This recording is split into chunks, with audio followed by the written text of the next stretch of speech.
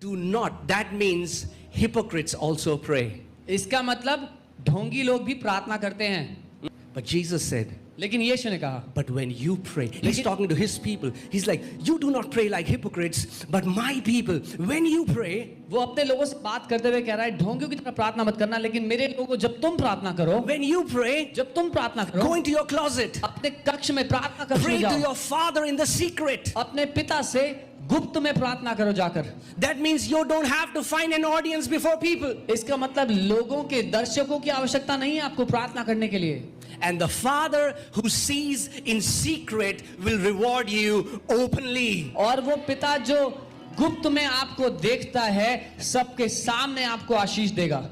Can I tell you that the most important revelation you will ever get in the kingdom is not the blueprint of the tabernacle, but it is knowing God as a father. क्या मैं आपको बता दूं, राज्य में सबसे शक्तिशाली प्रकाशन उस तंबू का डिजाइन नहीं है, लेकिन ये जानना है कि परमेश्वर पिता आपका प्रेमी पिता है. Because you'll be having this sweet fellowship with the Father. क्योंकि ये मीठा समय है पिता के साथ जो आप बिताएंगे. Amen. Amen. So let me give you the first key तो मैं to आपको powerful prayers. पहली कुंजी दे रहा हूं शक्तिशाली प्रार्थना की. The first key, पहली कुंजी है seeing God as a loving Father. परमेश्वर को एक प्रेमी पिता के स्वरूप में देखना. Now I know it has become such a cliche. God is my Father. मैं जानता हूँ ये बहुत कहावत जैसा हो गया यार, परमेश्वर मेरा पिता है. Yeah, I know God is my Father. हाँ मुझे पता है परमेश्वर मेरा पिता, और कोई बुराई वो मेरे बारे में नहीं सोचता.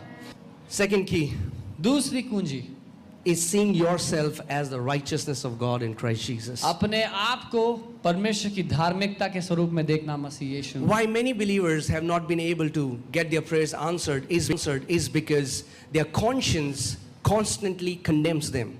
क्यों बहुत से विश्वासी प्रार्थना का उत्तर नहीं पाते? इसलिए क्योंकि उनका विवेक उन पर लगातार दोष लगाते रहता है. We cannot enter in the holiest by our works. It's only by the blood. हम अति पवित्र स्थान में अपने कामों के भरोसे प्रवेश नहीं कर सकते, केवल यीशु के लहू के द्वारा कर सकते हैं.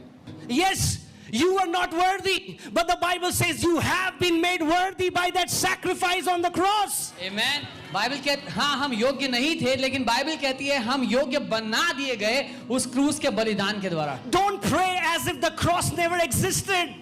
ऐसे प्रार्थना ना करो कि क्रूस कभी हुआ ही नहीं. Don't pray as if Jesus never sacrificed himself for entire humanity. इसलिए ऐसे प्रार्थना ना करो कि यीशु ने कभी अपने आप को बलिदान किया ही नहीं मनुष्य जाति के लिए.